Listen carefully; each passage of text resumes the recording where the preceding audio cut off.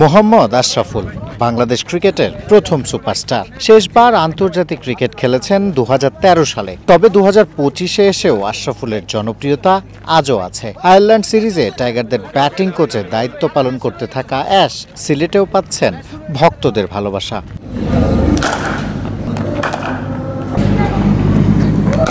তবে একেবারে ভিন্ন চিত্র জাকের আলী অনিকের বেলায়। বাংলাদেশ ক্রিকেটে নায়কের বেশি আবির্ভাব হলেও বর্তমানে যেন ভিলেন এই উইকেট রক্ষক ব্যাটার।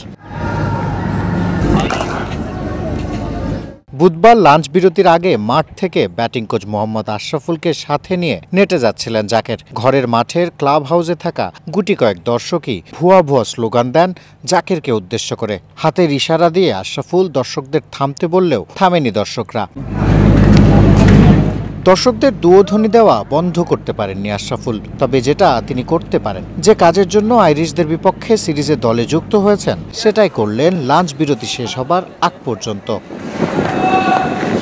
নেটে জাকের আলী অনিককে দেখলেন, তাকে বল থ্রো করলেন। ব্যাটিং দেখে বারবার কাছে ডেকেছেন, দেখিয়ে দিয়েছেন হাতে কলমে। দেশি কোচ কাছে পাবার সুফল পেয়েছেন জাকের আলী।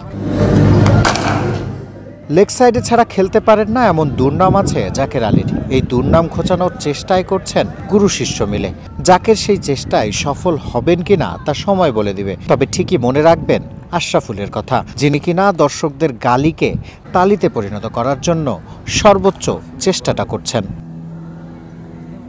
শিহাব হাসান খান, ক্রিকেট 97, সিলেট।